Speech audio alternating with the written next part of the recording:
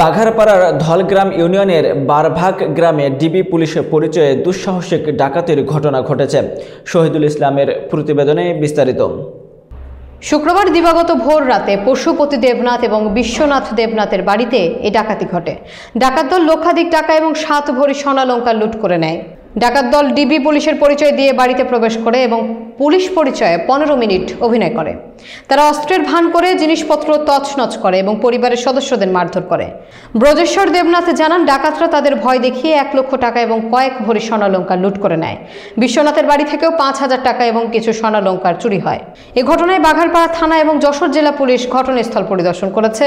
এটি একটি চাঞ্চল্যকর ঘটনা, যেখানে পুলিশ পরিচয় ডাকাতি করা হয়েছে, যা এলাকায় আতঙ্ক সৃষ্টি করেছে। ভোর দিকে 4:15 থেকে 4:15 দিকে কিছু লোক ডিবি পরিচয়, তাদের শরীরে ছিল ডিবির যে কালারের কোটটা থাকে ওই কোটটা, আর কিছু নেভি ব্লু কালারের কোট। তারা এসে প্রথম পুলিশের পরিচয় দেয় যে আমি থানা থেকে আসছি, আর কিছু লোক বলে যে ডিবি পুলিশ।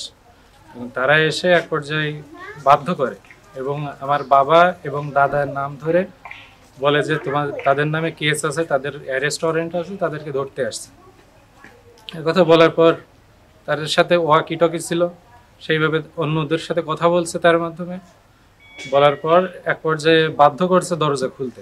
দরজা খুলে এদিক সেদিক একদম পুলিশ যেমনভাবে সার্চ করে সেইভাবে সার্চ করছে। করার পর আমাকে এবং আমার জ্যাঠাকে পিছনে হাত বেঁধে এক রুমে রেখে দিয়েছে এবং অন্যান্য যে রুমগুলো আছে সেই রুমগুলোতে গিয়ে তারা টাকা এবং স্বর্ণালংকার চুরি করছে।